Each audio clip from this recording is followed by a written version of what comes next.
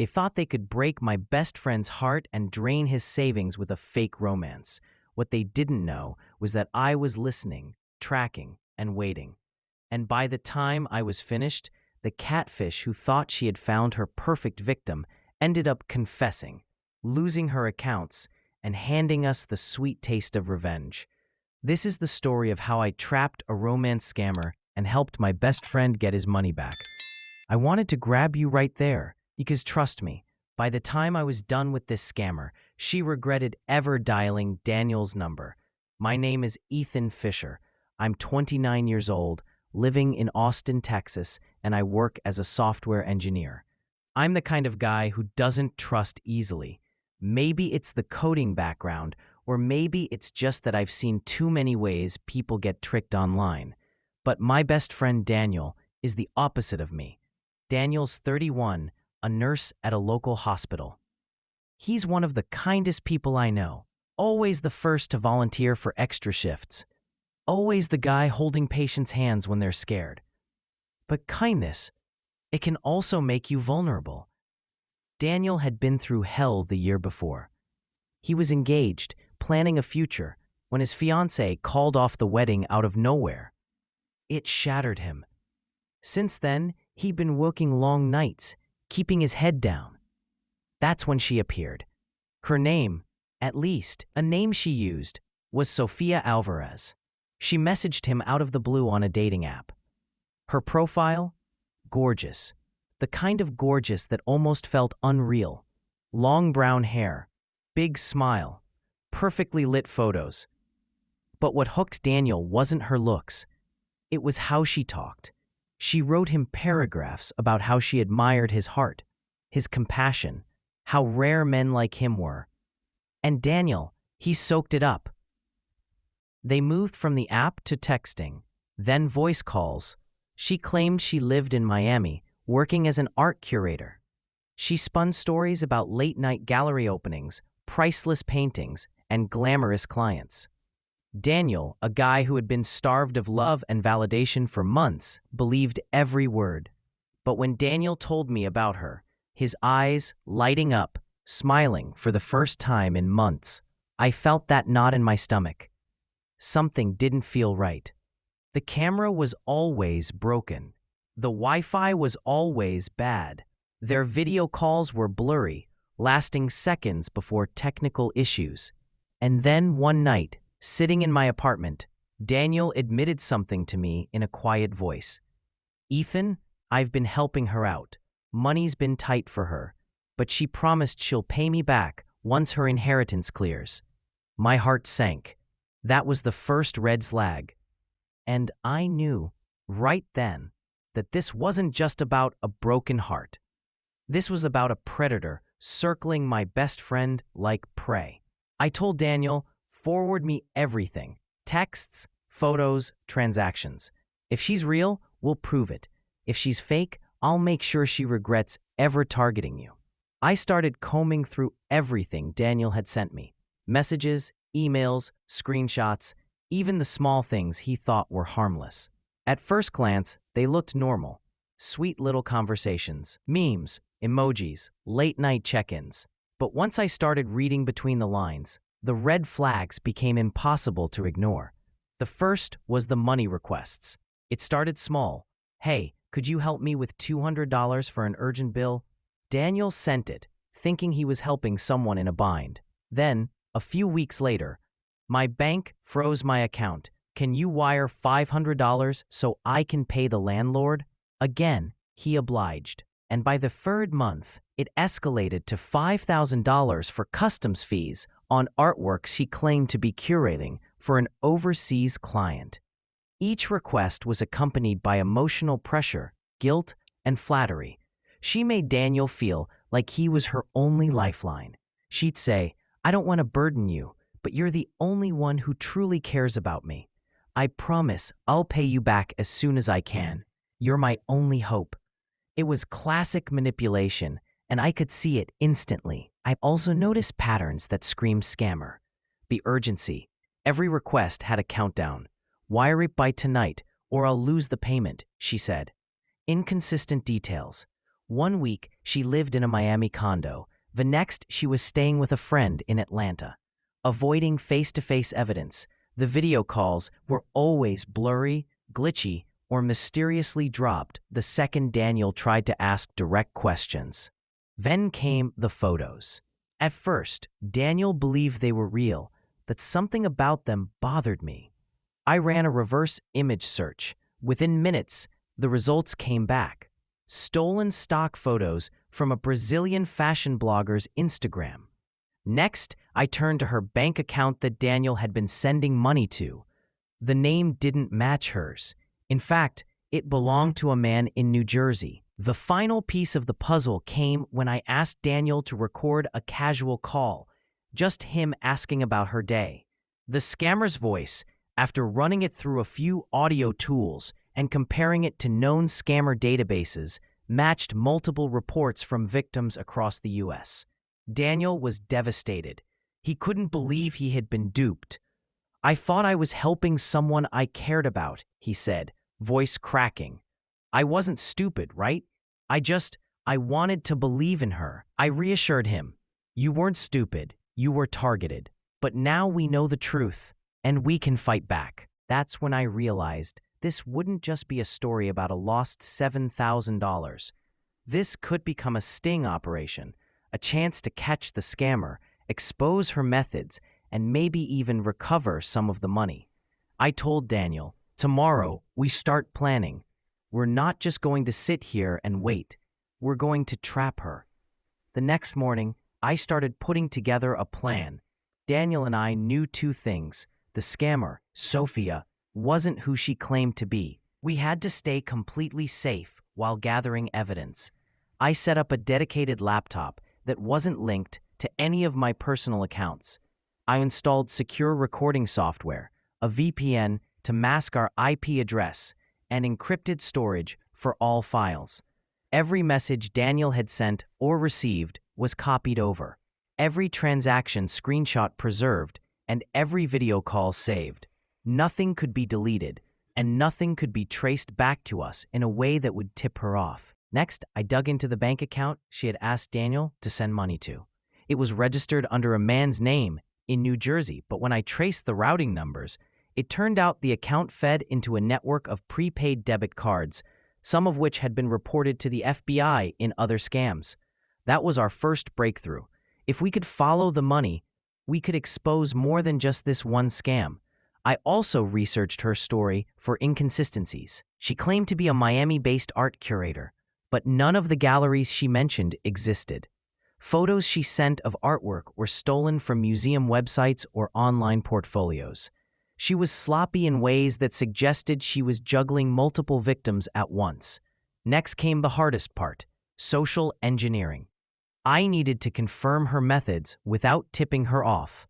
I had Daniel pretend to act trusting again, sending small, traceable amounts. Nothing large, just enough to get her to reveal another account or mule she was using. We created a decoy bank account under a fake name. We wired $1 initially, then $50 later, each time carefully documenting every detail. To make sure we weren't acting alone, I looped in a contact from a cybercrime support network, a volunteer named Kareem, who had experience tracking scam rings. He helped us map the flow of funds and identify possible US-based mules. Finally, I coordinated with Daniel to contact other victims who had posted about the same Sophia online. They hadn't reported her yet, mostly out of embarrassment. But once we shared our findings, they realized they weren't alone. We set up a small group chat to coordinate. Carefully, no one ever sent funds without me double-checking first.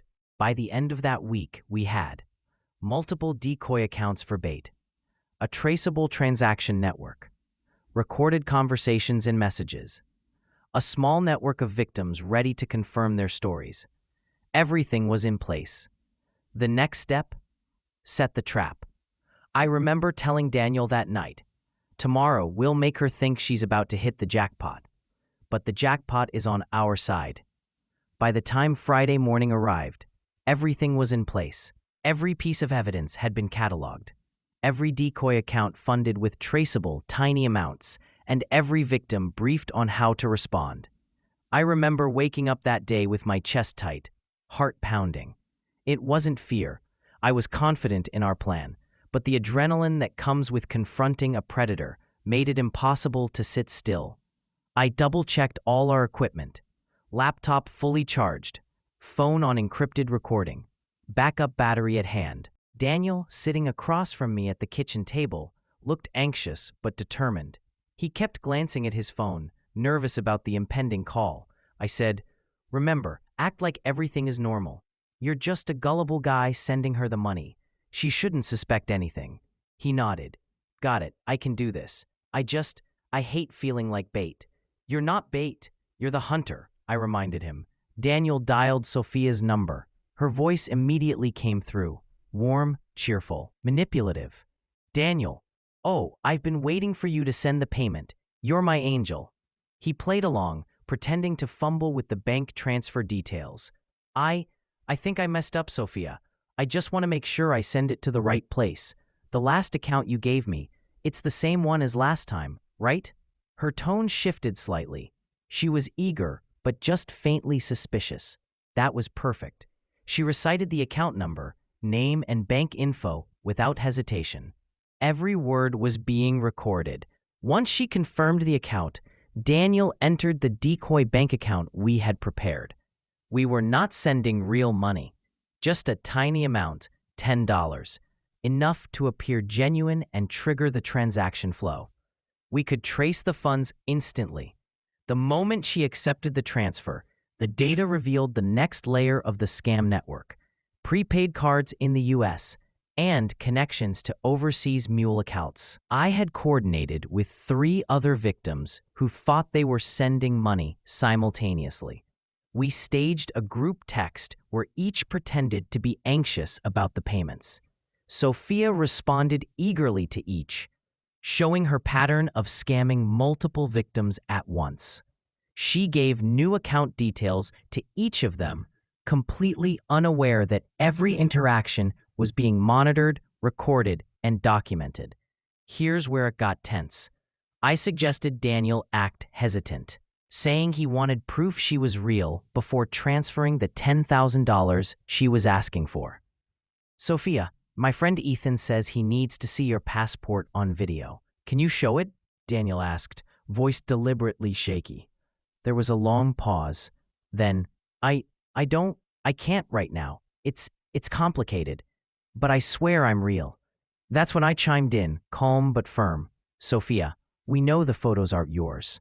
We've traced the accounts, we've documented the transactions, and we've reported everything to the IC3. Keep talking, and every word you say is on record." She froze. The cheerful manipulation, the false warmth, it all evaporated. And then she hung up. She didn't just hang up, she disappeared from every account, every app, every contact Daniel had. But the trap had worked. We now had irrefutable proof of her methods, her accounts, and her network. After the call, the silence in Daniel's apartment was almost deafening. We both knew that Sophia had vanished, but that didn't mean the fight was over. Far from it. I immediately forwarded all recordings, screenshots, and transaction traces to the FBI Internet Crime Complaint Center, IC3. I included detailed notes on the decoy accounts, the small wire transfers, and the multiple victims who had come forward. Every single piece of evidence painted a clear, undeniable picture of fraud, impersonation, and wire scams. Within a week, the FBI contacted Daniel and me. They had frozen several of the USA-based accounts the scammer had been using to funnel money. The decoy account we had set up became a key piece of evidence, showing the scammer's reliance on the same money laundering network. For the first time, Daniel felt a sliver of justice. They actually listened, he said, eyes wide. They didn't just shrug this off. The best part? One of the accounts held part of the money Daniel had sent, and it was now returned to him. He didn't get all $7,000 back, but getting $3,000 refunded felt like a victory. More importantly, the scammer could no longer drain more victims using those accounts. I also looped in a journalist Daniel knew from the hospital. Together, we prepared a feature for the local news, The Catfish Who Wasn't So Clever, How a Romance Scammer Was Exposed. We blurred personal details, but included screenshots of fake profiles, audio clips of the scammer's voice, evidence of the decoy transfers, accounts of other victims she had manipulated. The story went viral online. Within days, it reached tens of thousands of people. Other victims recognized the same scammer tactics and came forward. The most satisfying moment came when the FBI contacted her US-based mule, a young woman who had been used to transfer funds from Daniel and other victims. Under questioning, she confessed everything, naming the overseas operators and explaining how the Sophia persona had been used repeatedly. Every confession was like a puzzle piece falling into place. We weren't just helping Daniel. We were taking down an entire scam network. Daniel started attending support groups for scam victims. He told me the trauma wasn't just financial, it was emotional. But with the partial refund, the arrests, and public exposure, he began reclaiming his confidence and trust in people. He kept a folder of all the evidence, not for revenge anymore, but as a reference in case another victim reached out. Meanwhile, I realized something important. Revenge had fueled the first steps, but the ultimate payoff wasn't anger. It was justice, empowerment, and protection of future victims. By the end of the month, multiple US-based mules were arrested, accounts were frozen, funds partially returned, and a small overseas network had been disrupted. Our sting had worked, and it had worked spectacularly. Even though Sophia herself hadn't been arrested overseas, her operations had been crippled, and the trail we left made her future scams nearly impossible. Weeks after the sting, Daniel and I finally sat down in his small apartment in Austin. The adrenaline had faded, the FBI reports were filed, and the media coverage had quieted down. For the first time, it felt like we could breathe. Daniel leaned back in his chair, eyes still a little red from all the stress. "I thought I was just stupid for falling for her," he said quietly. "I mean, I sent all that money. I trusted her. I thought I was the fool." I shook my head. "You weren't a fool. You were targeted. Scammers count on people like you. Kind, trusting, compassionate. But we fought back, and we won." He smiled faintly, almost embarrassed. "I guess, seeing her network collapse, seeing the mules get arrested, getting some of my money back, it feels right, even a little satisfying. And that's what mattered in the end." Thank you for being here. If you enjoyed this, go watch the one on the left and don't forget to hit like and subscribe to the channel for more tales of triumph over injustice and a saga of ultimate revenge.